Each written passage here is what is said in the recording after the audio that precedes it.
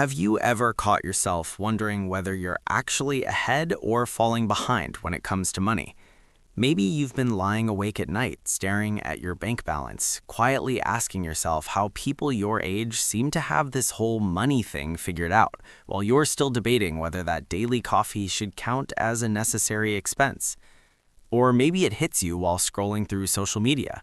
Someone's on another vacation, someone just bought a new car, someone else is posting keys to a house, and there you are feeling oddly proud because you found $20 in an old pair of jeans. You start wondering how everyone else is affording all of this and whether you've somehow missed a memo. Today, we're going to strip away the illusion and look at the real financial condition of the average American. And I'll be honest with you, some of these numbers are going to be comforting. Others are going to be deeply unsettling. Before we get into it, pause for a moment. When you imagine the average American's financial life, what do you see? Someone steadily building wealth and security, or someone just barely holding things together, hoping nothing goes wrong? Most people don't actually know what normal looks like. And this isn't just trivia. These numbers matter. If you were trying to get in shape, you'd want to know what average fitness levels look like. Money is no different. You can't judge your progress if you don't know the baseline. So let's begin with something that quietly shapes every financial decision we make, yet somehow gets ignored by most people: financial literacy. The data here should worry everyone. According to recent studies, American adults answer about 49% of basic financial questions correctly. That means the average person can barely get half of the fundamentals right. We're not talking about advanced investing strategies or complex tax planning. We're talking about basics like compound interest, inflation, and diversification, concepts that affect every single dollar you earn, save, or spend. What makes this more disturbing is that this number hasn't improved, not even slightly. Since 2017, financial knowledge has remained flat, and this is happening in a world where information has never been easier to access. You can learn about investing in 5 minutes on YouTube. You can find budgeting tools instantly. Yet, as a society, we haven't gotten any smarter with money. When you break it down by age, the picture gets worse. Adults between 18 and 24 score the lowest at around 37%. Those between 25 and 34 barely improve, landing near 42%. People aged 35 to 44 do a little better, just over 50%. Even those between 45 and 54, typically their highest earning years, average only about 60%. And then comes the most alarming part. When researchers narrow the focus to retirement knowledge specifically, the average score drops to 37%. That means most people planning for the most expensive phase of their lives don't really understand what they're doing. They're making long-term decisions without a map. This lack of knowledge isn't harmless. It shows up in behavior, and those behaviors compound over time. When people don't understand compound interest, they underestimate the value of starting early. When they don't understand inflation, they let cash sit in accounts that are quietly losing value. When they don't understand risk, they either avoid investing completely or gamble recklessly. Which leads us to how Americans are actually handling their money in practice, and this is where things get uncomfortable. The personal savings rate in the United States has collapsed. In 2024, Americans saved just 4.4% of their income. To understand how dramatic that is, consider this. For 50 years, from 1950 to 2000, the average savings rate was nearly 10%. What used to be normal is now considered unrealistic. What's even shocking is how fast this decline happened. In 2020, during the pandemic, Americans briefly saved more than 30% of their income due to lockdowns and stimulus checks. That moment passed, and the habits disappeared just as quickly. Here's the problem. Saving less than 5% of your income makes long-term wealth almost impossible. Most financial professionals recommend saving at least 10 to 15% for retirement alone. That doesn't even include emergency savings or other goals. At 4.4%, people aren't meeting the bare minimum for their future. There's also a massive disconnect between intentions and actions. Even as financial stress rises, 41% of Americans say they'd rather enjoy life now than save for later. Among Gen Z, that number jumps to 50%. The The logic is understandable. Life feels uncertain, the future feels distant, but the cost of this mindset shows up later. When you consistently trade future security for present comfort, you eventually lose your options.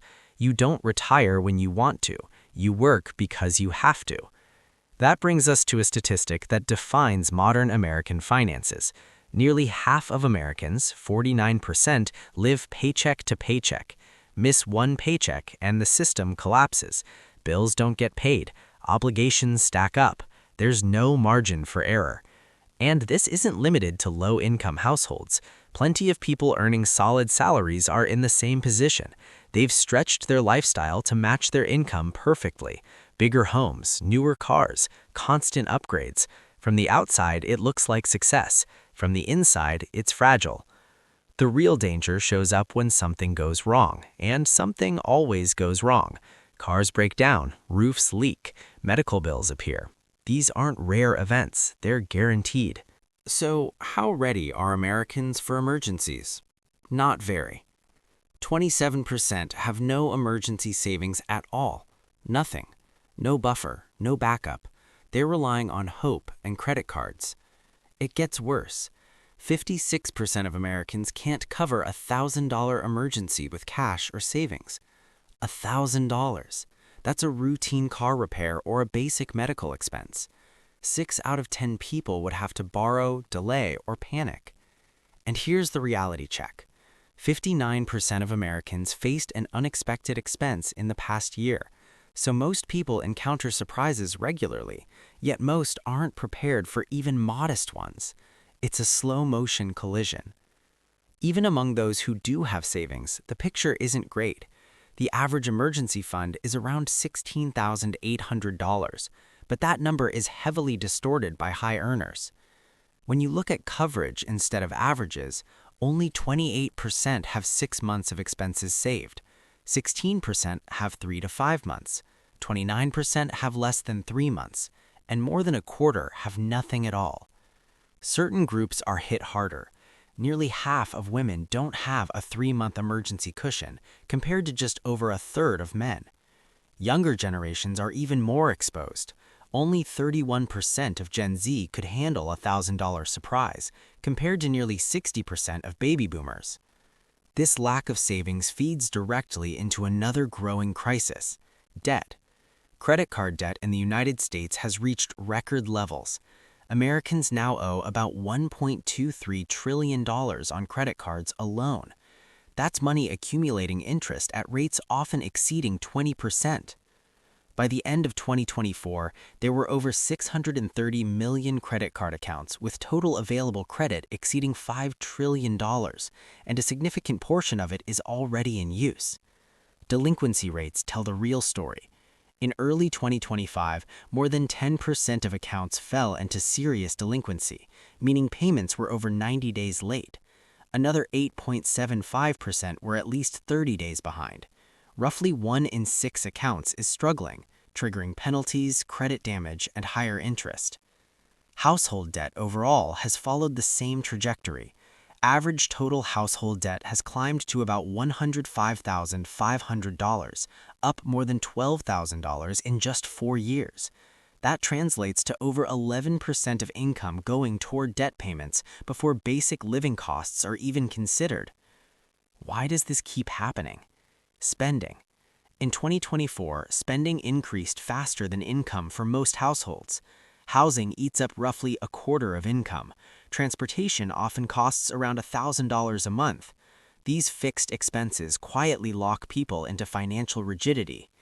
Add psychology and the problem accelerates. As income rises, spending rises automatically. Better homes, better cars, more subscriptions, more pressure. The result is higher earnings with no added security. That's why 6-figure incomes don't feel safe anymore. Location matters too. In some states, nearly 40% of income goes straight to bills. In lower-cost areas, people often have more breathing room even with smaller paychecks. So yes, the average American is financially vulnerable. But seeing that clearly is the first step toward changing it. Once you understand what average really looks like, you can stop chasing appearances and start building margin, resilience, and control.